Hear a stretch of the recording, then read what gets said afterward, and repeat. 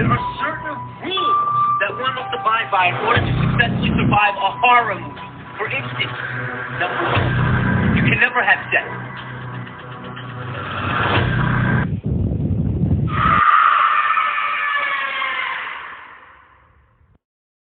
Welcome to Heavyweights of Horror Podcast. I am Kyle, the sensei of slashers. And I'm Matt, the master of mayhem. How you been, Matt?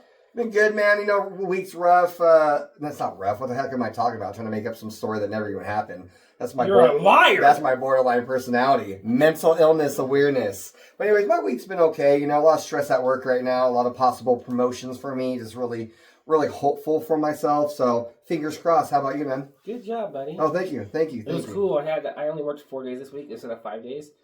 So it felt good. You lied to me. What were you doing that other day, Kyle? You knew what I was doing. I was at the beach living my life. Oh yeah, you were skipping an episode of a podcast that we were supposed to do. What'd you say? Mental health awareness. Hey, now I don't support it when it's you because I'm a narcissist. But anytime it's about myself, I definitely support it. At least you're aware of it. No, the first step is awareness, guys. I acknowledged it. So we got a good movie. Great movie, guys. I'm actually really excited about this week's film we chose. We are doing Talk to Me, a 2022 horror mystery Australian film produced by A24. They're actually a really good company. They're putting out heat, bro. They're putting out some heat. Stay away, Blumhouse. Yeah, I mean, seriously, they're holding it down. And they have the movie coming out, Civil War. Yeah, I definitely to see it. I want to see it. You know, you and I share some of the same views. So Civil War is definitely up my alleyway. If you know what I mean. Yeah, so we're going to go into this movie, synopsis, talk about the directors and slashes, and then spoilers. But we're not going to spoil it heavy. I picked out a scene I really enjoyed. I think me and Matt had the same one. Yeah, we like the same film. No, I think you actually like a different scene now that I think about it. We'll get there. We'll get there. So this movie is directed by Danny and Michael Philippou. I don't know how to say the last name. Just say the blah, blah, blah, brothers. The blah, blah, blah, blah, brothers. You'll see what I mean if you look up their name on Google right now, guys. They started off on YouTube. 6.7 million followers. Man, have you watched some of their videos? Yeah, they have like good shorts. They had that one with the clown that was like beating up that one. What was he doing? That one clown one. You know what I'm talking about? I have no clue. But yeah, they make this crazy clown video. But anyways, that's besides the point. Well, they got a chance to work behind the film cameras and some movies and stuff, and they finally got their big break with this movie, right? And it's a hell of a break, man. It's crazy. A way to break into the industry for sure. When I found out they were actually YouTube stars, man, I was like, dude, no way. Like, this is too good of a movie to actually be from someone on YouTube. Yeah, they're killing it. Killing it, man. So, it's starring Sophie Wilde as Mia, Alexander as Jade. I don't know why I don't have her last name on there. Sorry. And Joe Bird as Riley. So we talked about the directors, you know, how they started. And the movie follows Mia and her best friend Jade and her little brother Riley. After Mia recently lost her mother, Jade and her family, that's kind of become like her safe haven. That's her go-to That's place. like her stepmom. That's like her sister. That's like her little brother. Yes. Her and Riley have like a great relationship. They go on car rides, just singing freaking music like Sia together. Chandelier, you know, like that was a slapper back in like 2015. Yeah, so they have an awesome relationship. They grow really close. Yeah, super close. But Jade is a little more concerned with her boyfriend, right? She's kind of pushing away, but Mia kind of steps up to be that big sister that Riley needs, right? And they find out about this new house party game that everyone's playing, right? All their group of friends. It's not a drinking game. It's a fucked up game.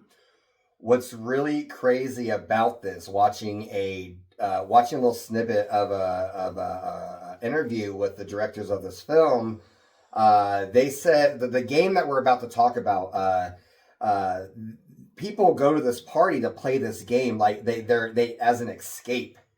So they're escaping by being possessed by spirits who walk towards the light to whenever someone says, talk to me, you know, and in order to let them into their body, they have to say, let me in. But the directors said, think of it like a drug. They're doing it to escape. What do you do at parties? You drink, you do drugs, you smoke weed, you have sex as an escape. People are using this possessed hand as an escape, like a drug. Like you see them, like none of them are really drinking, are they? No, let's step back. They're smoking a little bit, but like that was something really interesting that I heard. I heard. I really like that. Let's step back for a second and let them know. Like so we talking about the hand. There's a ceramic hand that's supposed to be from like a gypsy or something. He's like a wizard, and then someone said, "Oh, I thought it was like a Satanist or something." Yeah, it was a couple. They're all like making like possibilities of what it is. Think of it as like a Ouija board, but as a hand. As a hand, you grab the hand, and you say, "I let you in." No, you say, "Talk to me." Talk to me, and then a spirit. Only you can see the spirit comes up, and you're holding the hand. Yeah, and then you say, "I let you in," and it possesses you. It changes every time, so nobody knows what spirit you're going to see. So, and if you don't break the hold in 60 seconds... Was it 60 seconds or 2 minutes? No, 60 seconds. 100%? Yeah, I'm pretty sure. Okay. Shoni and I were talking about that, and we're like, is it 1 minute or is it 2 minutes? No, it's But regardless, they have a time limit. And if you don't break the hand, it stays with you. So that's the gist of the movie. That's what the whole movie's about, right? So that's our synopsis. It's basically a Ouija board on steroids. Yeah. Correct? Yes. So my initial thoughts of the movie is I absolutely fucking love this movie. Yeah, this was a great movie, guys. That's definitely up there. Do you want to go on slashes? Yeah, so we do our slashes. Yeah. We don't do a rating system. We do a slash system. One being I'd rather drag my nuts through a salt bed full of nails than watch this damn movie ever again. I like that, yeah. Yeah, you like that? It's a visual for you? Yeah, I love it. Okay, love it. 10 is like I'm getting this chance to be with Pamela Anderson back in the heyday before the HIV. I was going to say, you want the HIV No, with that? before that. Like with fake breasts? Yeah. Before Tommy Lee? Yeah. Okay. Wait, turn re-rected. Like Baywatch. Baywatch days. Yeah, Playboy days. Okay, we got it. That's generational type right there. That's generational. So basically a 10 is like the best, right? Best of the best. HIV free. Yeah, facts. I mean, if you're a freaker into that, we're not going to kink shame you. I might. Yeah, Kyle might because he's a kink shamer. So when I finished watching this movie the first time, I immediately bought it. I don't buy movies like that very often. I bought the movie immediately. Yes. I liked it so much. And you give it how many slashes? So I was on the fence. Like I was almost a 9. Like I don't do, you guys know me. I don't do those. I'm very critical. I'm on an 8, a solid 8.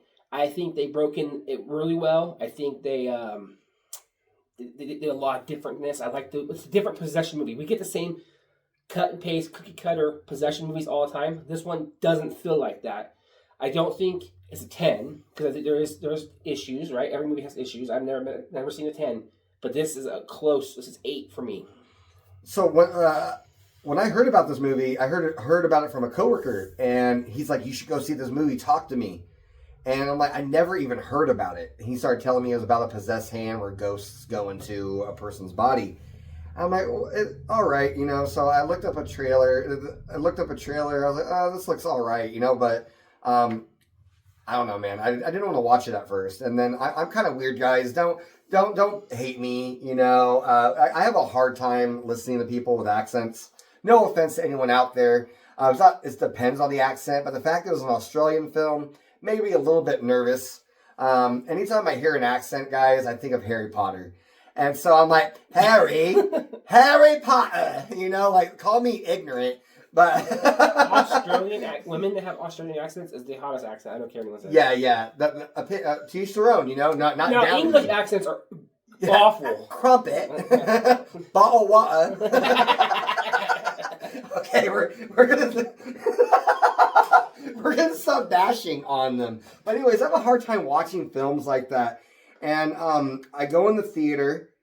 The movie starts, and the opening scene is so freaking crazy. I could not keep my face away from this film from start to finish. This movie shocked me in so many ways. There's scenes which don't leave my head, which we have talked about in other episodes. Top 10 most gruesome scenes. Our first video on YouTube. But this movie was almost perfect. It actually scared me a little bit. It made me uneasy. I laughed in parts. I was shocked in parts. And when I got to the end of the movie, I was like, holy shit. What if this is what death is like? It definitely stays with you. It stays with you. But so, long story short, I would definitely give this movie an 8.5. A little bit more than Kyle. It's almost perfect. It's almost perfect. And as an adult, the way it made me feel with shocking stuff or shocking like images, man, it's one of the best horror movies I've ever seen in my life. Yeah, I agree. And then, so here's my dilemma with spoilers to this week. Yes. I want to talk about a scene, my favorite scene, but I want to make sure we leave plenty on the bone for these people. I don't want to go into like, here's the whole movie. Yeah. Because I feel like it's a disservice to the movie because it's such a good, like, new movies like Night Swim or Imaginary, I don't care about destroying those movies because they need to be destroyed. This movie, you need to watch it, guys. Like, this is something you need to watch before you die. If you're a horror fan or a possession fan or you're in some weird ass devil shit, watch this film, guys. It'll definitely, you will not be disappointed. I don't know how it could be, but I guess to each their own, like you said. I just personally really love this movie. It just did something for me. So I don't know. What did it do for you, Kyle? Took up my downstairs region. Do you need to talk about it, Kyle? Are you okay? No, I'm still on. My brain's still on. Show me on this doll where he touched you. No, Daddy. Oh, too soon? Too soon, Kyle, right? No, it's never too soon. So, my favorite scene, I don't know, I don't think it's your favorite scene. So, we'll talk about both our favorite scenes. My favorite scene is they're at a party, and the second time that Mia has done the hand, and like Matt said, it becomes an addiction for her. She has to do it. Like, she's like withdrawn from it almost, right? Well, she's there with Riley, and what's the other girl's name? Now I just forgot. The sister. The other sister, right? Oh, wasn't it Jade? Jade. Yeah. Mia and Jade and Riley. And Riley's 15 years old, maybe 14, and he wants to do it so bad, right? Yeah, his buddies are there. The sisters are like 17. They're like teenagers still in high school. Yeah, and Jade said, absolutely not. You're not doing it. When she leaves the room, and Maya's like, yeah, go ahead, bro. You got this, right? Go ahead. I'm giving you permission. But only part of the time, though. Wouldn't even let him. She said not only for half the time. That's why I think it was 2 minutes. It might have been 2 minutes. Because she's like, only 1 minute. You know? Yeah. So it might have been 2 minutes. But regardless of the thing, he goes up there and does it, right? Yeah. He does the whole ritual. He grabs the hand. He says, talk to me. I'll let you in. Well, he immediately sees whatever he sees. They don't show us at first. But he turns and he looks at Mia. And he starts telling her, I'm sorry. I love you. I miss you. I'm sorry that I left. Yeah, she thinks it's her mom who passed away from a drug overdose. Yeah. And she's saying it was an accident now. The spirit that's inside Riley. Oh my God. I never meant to. You should talk to your father. Yeah. Well, Mia starts breaking down because now she misses her mom so much. She gets a chance to speak to her again. And they warn her, hey, time's running out. And she's like, you have to let him go. It's my mother. Well, they overrun the time. And that's when we find out it's not her mother. It's a fucked up spirit. And the scene that unfolds, he smashes his head repeatedly into the desk. I mean, over and over again. Then he pulls his eyelids open. He digs in and gouges his eyeball out, right? And it's so hard to watch. And you're thinking, that's got to be the worst thing that happens here. And then he tries one last hit, and the Nope. That's not what happens. The chair flies across the fucking room, right? And that's when he does the last hit on the counter. And then she puts her hand in right there, and she fucks her hand up. I mean, his head split wide open. She breaks her hand.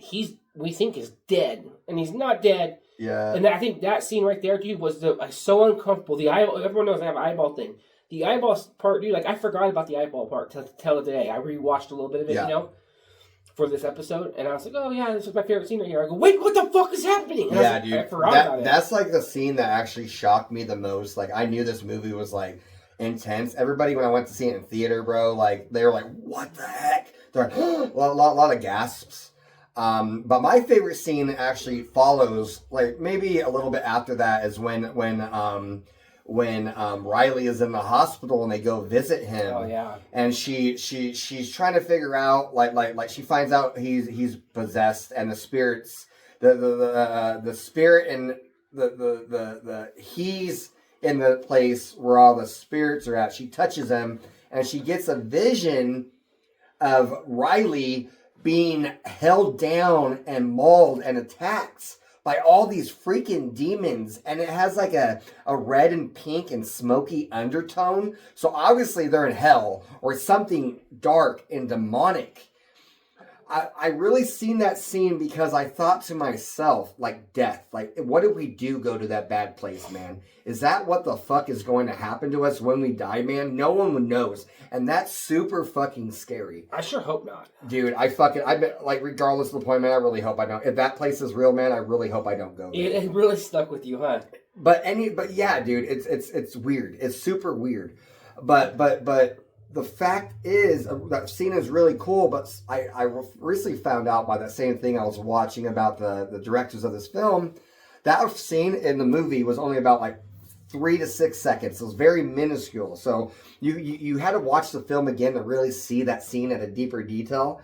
But that original scene was supposed to be about 2 minutes long. And apparently, which pisses me off, they cut a lot of that scene out because it was too graphic and too fucked up. But dude, I need that scene in my life. I want to hit them up on like Instagram or email, like, guys, give me the rest of that film. Well, that says something, because obviously the scene I just talked about was super gruesome, super violent, right? So if that scene was too violent and gruesome, how fucked up Dude, was I it? need to see it. The demonic part, not demonic, but the freaking sadistic part of myself needs to see that fucking scene. Well, it has to be super just outrageous. But your scene, dude, I thought that was my favorite scene, but no, the vision of hell where he's trapped there, dude, because, yeah, dude, he's just stuck there, dude. Scary as heck. The movie is just, it's so beautifully shot.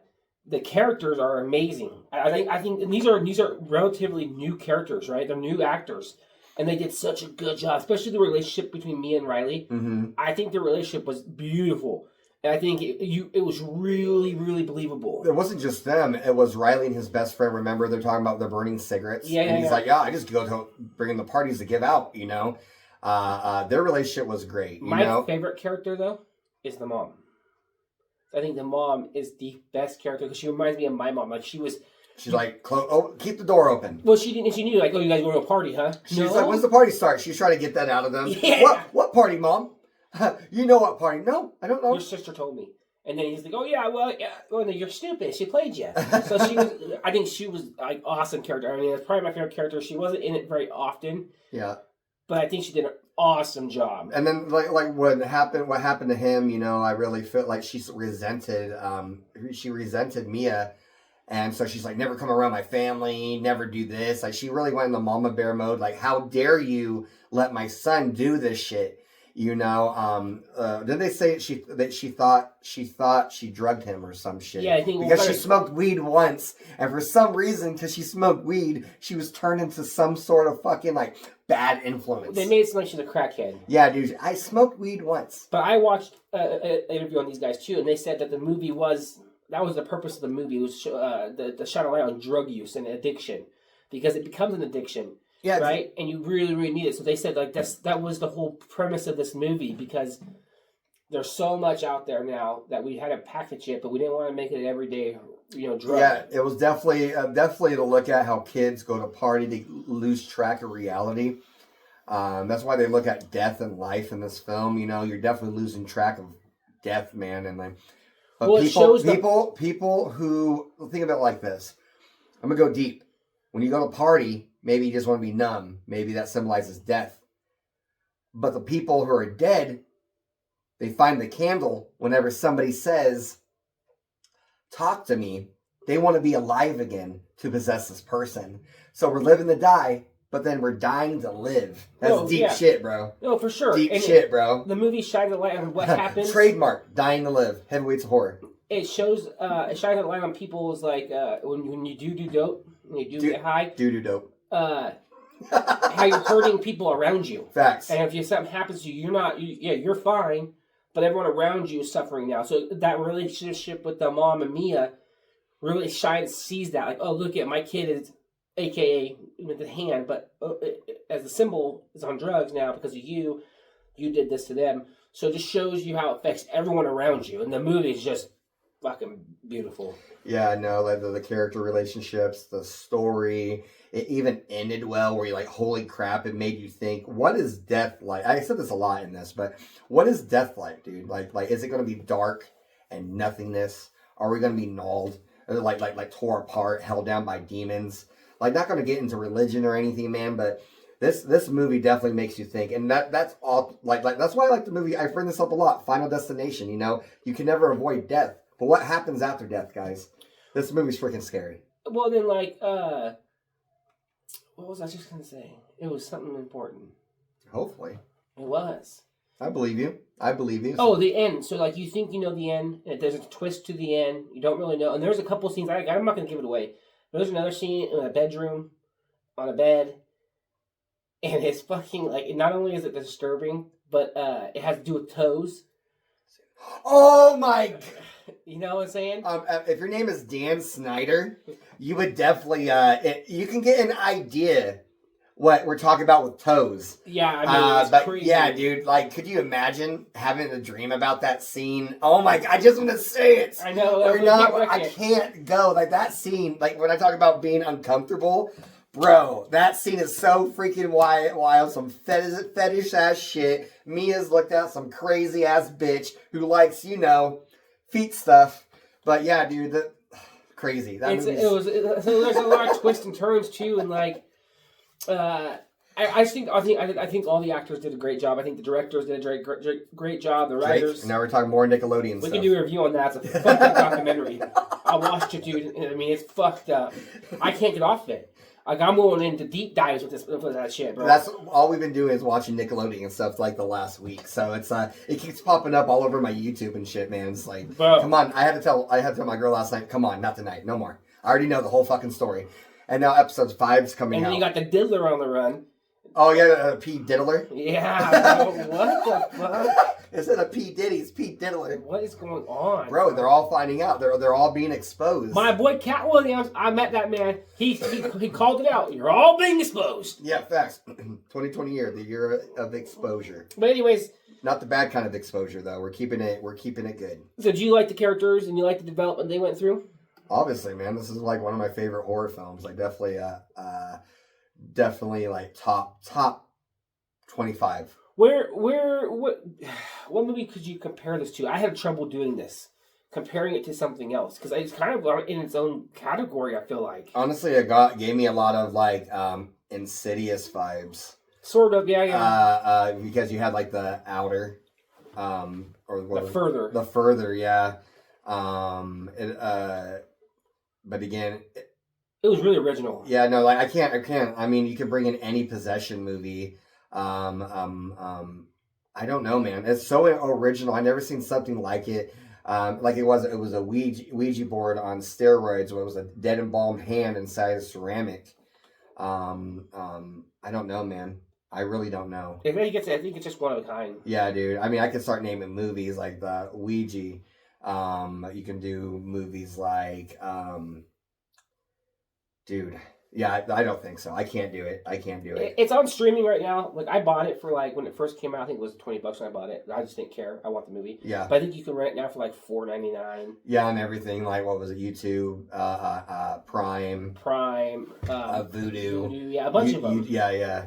So it's a good movie. It's definitely worth checking out. Watch it out, guys. Like, if you like possession movies, something original, you don't mind Australian accents, like, you might as well. You need to check it out. Crikey, mate. I was just thinking of something. I was like, should I do it?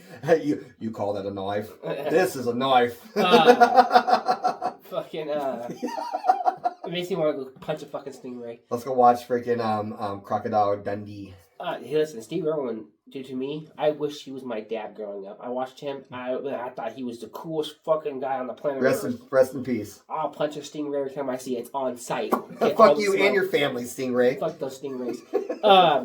When you watch the movie, come back. Let us know what you thought about it. See if we're crazy. Tell us your slashes. If they compare. Please drop some comments. Like this will be on YouTube, Apple Music, iHeartRadio, Spotify. But on YouTube, make sure you just drop some comments. We need some more interactions on the YouTube, guys. We're on TikTok. We are really trying our best out here. Yeah, definitely drop some comments. We don't have it all figured out. We'll figure it out, maybe. But we got a game. Yes. What game are we playing this week, Kyle? Don't look. I'm gonna close my computer because. Don't cheat. You fucking cheater. It's my favorite game. It's real or AI. Welcome to the game. Ladies and gentlemen, boys and girls, children of all ages, gather around as Matt tries to guess and loses at Kyle's game. Oh my, I'm so excited, Kyle. Alright, so you're going to tell me if it's a real movie or an AI movie. It's possession movies. All right, let's do it. Number one. That's crazy. There's so many possession movies. Dude, after Exorcist came out, it's like a floodgate. Yeah, facts. So, number one. Bloody muscle bodybuilder in hell. Fake. Real. 1995. It's real, and it's a Japanese knockoff of Evil Dead. I'm going to repeat the name. Bloody muscle bodybuilder in hell. What the fuck? I can't do it. What was it? It's probably in some Japanese title, It's and a that's Japanese- the translated. I don't know. I version. hope so. Because That's such a shitty name. So, number two. Holy Roller, the skateboard demon. Fake. Fake. Okay. We got 7 of them. Number 3, Yogi Bear and the Cursed Picnic Basket. 2003. Is that what you're saying? Fake. They can't do copyright infringement. Well, they did the Mickey Mouse Trap. But was it within a certain number of No, years? it's fake. You're right. Okay, I was like, right, I went right. all serious. I'm like, they can't do that, or they're gonna get sued. Okay, well, this one. What about this one? Deathbed, the Bed That Eats, 1977. Real. Why are you so confident? I'm confident because that sounds like some fucking 70s porno I got from my dad's. I watched from my dad's room, and it followed like it followed the history of a bed. So it was like a sex story. Someone was fucking from the 1700s, 1800s, 1900s, but it was a possessed bed that told you the history of all the people that fucked on it. So that sounds like that movie's real. I find it really odd that your dad had that hidden somewhere. Hey man, But yes, it's a real movie. I knew it. About Yes. a possessed bed. Yeah, dude. They probably copied the porn. It might be the same fucking movie, actually, I think about it. God. Here's the next one, number 5. So what are you? You got your... I got 2 right, I think. Yeah, 2 for 3. Okay, where are we at? Okay, The Refrigerator, 1991. About a possessed fridge. Is that all the The refrigerator? Refrigerator, 1991. It sounds real for the 90s. It's real. What? It's about a possessed refrigerator. I can just see like some guy running down the street and then pants through the fucking refrigerator while the door is slamming open, running. Can you imagine mine and yours refrigerator? I'd be so mad, dude. Oh my fucking Doritos, dude. Okay, 6. Killer Sofa, 2019. Fake. That's real. What? And you guessed it. It's about a killer sofa. I thought so. I thought it was a movie about like another killer clowns from outer space kind of. Okay, that's it. But by far the best one is Bloody Muscle Bodybuilder in Hell. And the porno you just described to everybody. Thanks. Hey, now someone's going to be going online. We're getting striked for that, dude. We're getting striked for that. You're a freak. Freaky. All right. It's that time. We appreciate you guys. Thank you for coming. Make sure you follow us on our socials. We have all of them. I don't have to shout them out to you. We got all of them. You'll find us. Our email is horrorheavyweight@gmail.com. Please, send me an email, me or Matt. One of us will answer. Tell us what you like, what you don't like. Tell us to go fuck off if you want. Yeah, you tell us like in our careers, like not even our horror career, but like our professional careers too. Yeah. Like, just tell us, be honest. Drop some comments on our YouTube videos. We need some interactions, please. Go watch our TikTok. Put random content on there. Just, yeah. It is what it is. We appreciate it. Like I said, this is a great movie. I don't know what else to say about it. Because I don't want to spoil it. It's just a good movie. Facts. What do you think? Great movie. You got anything to say? You want to talk about more pornos? Yeah, okay. So it all started when I was about stop. 11 years old, and... Stop. Stop. God. If the bed, the demon bed, was bad enough, I can only imagine what the fuck else you watched, dude. Hey, man. Well, it all started when I was... So anyways, Matt the Diddler. Pete Diddler. I am Kyle, the Sensei of Slashers. And Matt, the Master of Mayhem. And that's it, you freaks. Stay spooky. There are certain rules that one must abide by in order to successfully survive a horror movie. For instance, number one, you can never have sex.